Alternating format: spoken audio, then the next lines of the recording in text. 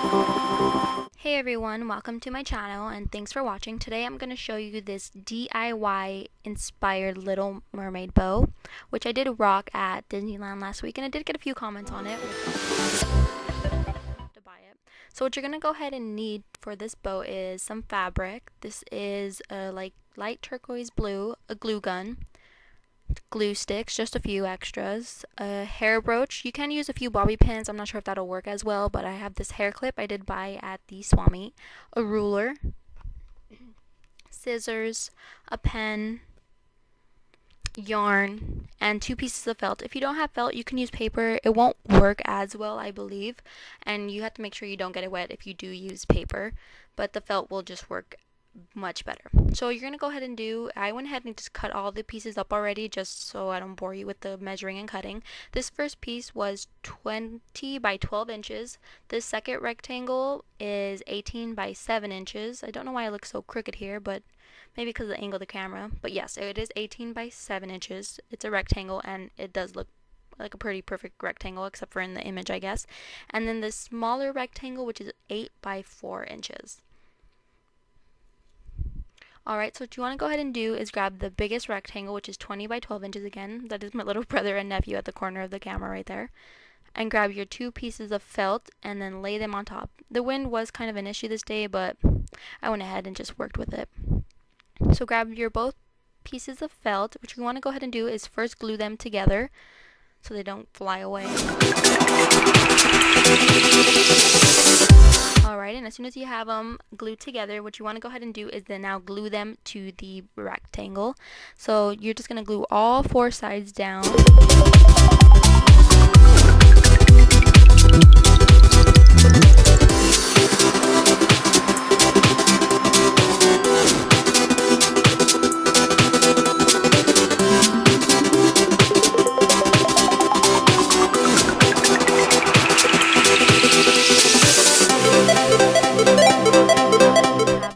Glued down. What you want to go ahead and do is just fold it in half with the felt or the paper, whichever you are using. Make sure it's out, not faced in. They're out. Now the wind's starting to be a little bit of a struggle. Now that you have them folded in half, what you want to do is just glue both sides together. And right here where I'm indicating like a little square about 2 inches, you're going to go ahead and not glue that down.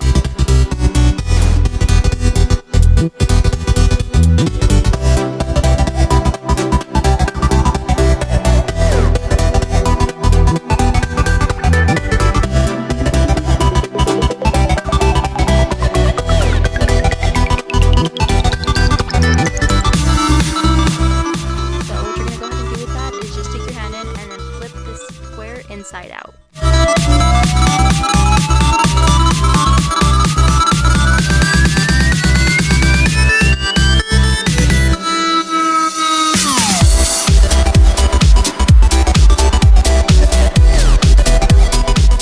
Shake it out and try to get the corners as perfect as possible you can, well, as pointy as possible.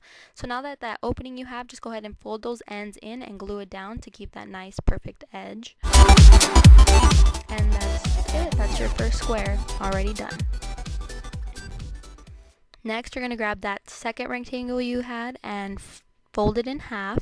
And what you're going to go ahead and do again is glue down all edges except for the middle, about maybe an inch or 2. You're going to leave free. Don't glue that down, as I just showed. And you're going to use that to fold it inside out again.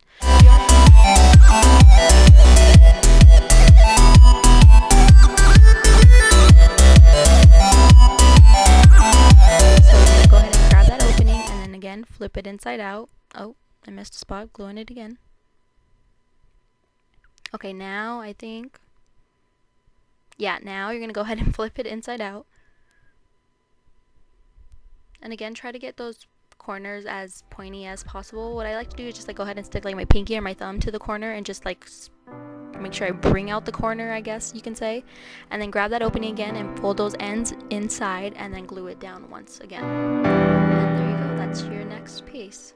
Now the last one, you have to be careful since it is much smaller. It is easier to go ahead and burn yourself with the hot glue gun, so be careful with that. But again, go ahead and glue down all the edges except for about an inch since this one is smaller.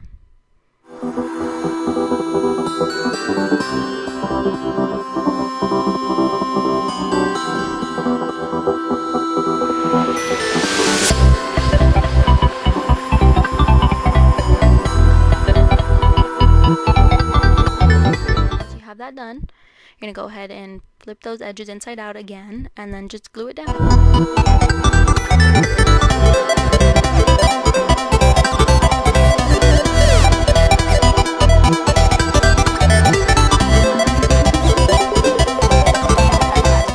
Now you should have 3 pieces done, and go ahead and take your first square piece you made, which is the biggest square and the only square, I think.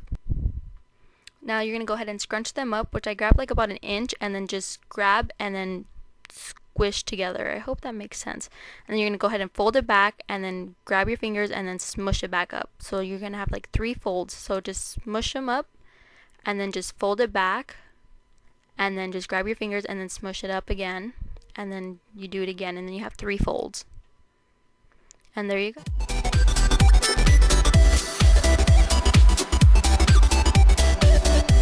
So you're going to grab the string and then just grab a very long piece and kind of just overlap them until you have something a little thicker, like so. And now you're going to grab your bow and then just start wrapping it around. Wrap it pretty tight so your bow doesn't just kind of fall apart. Well, you are going to glue down the string anyways, but just so that it doesn't get too loose. That's the word I was looking for. So now that you have it all tied down, what you want to go ahead and do is get your glue gun and then put a piece of glue down.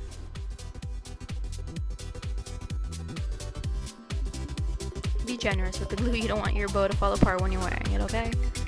Now you're going to grab that string and then just place it on the glue and just hold it. And then you're going to have 2 ends, so don't forget the second end. Grab the glue and then just hold it. Now you're going to grab that that second piece you made, which is the rectangle. What I like to do to go ahead and make sure it's perfectly straight is just lay the bow on top of it and make sure the ends are even. Do you guys see that right there? In Spanish it's called a mayate. I don't know what they're called in English, but if you know what it's called, go ahead and comment that below. I heard they're blind and my brother loves to catch them. If that kind of creeped you out, sorry about that. Okay, now what you want to do is grab that piece of yarn again. Well, cut another piece of yarn and then just overlap it to make it a little thicker, and then just start wrapping your yarn around both pieces.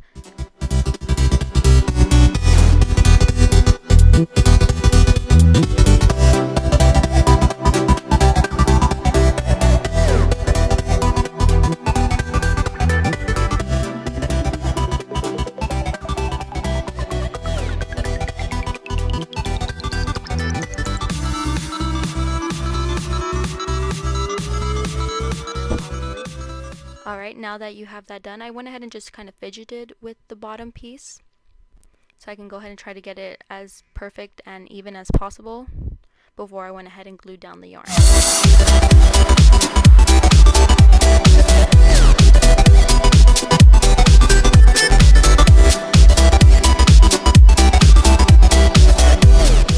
Okay, I went ahead and glued down that piece already. I must have edited it out. Sorry.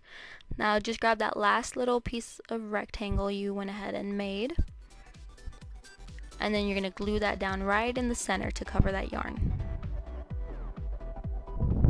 And make sure, I like it when it looks a little tighter. A little looser, I don't know how that looks, but I like to make it nice and tight so I have no problem. Now again, be generous with this amount of glue you add on there because you don't want that part to fall off.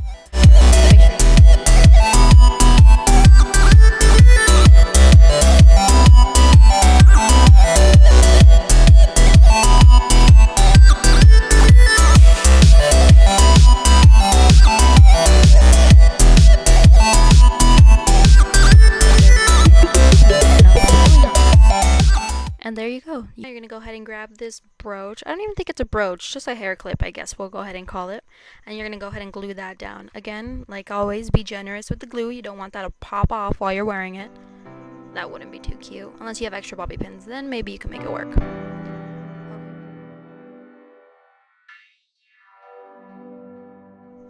And that's pretty much it. You have your Little Mermaid inspired bow. Now go ahead and rock that bow, everybody. Or it'd be a cute gift as well for your little die-hard Little Mermaid fan. It is really cute. So thanks for watching, and I hope you enjoyed, and leave any comments below if you have any questions, and don't forget to subscribe. Bye guys.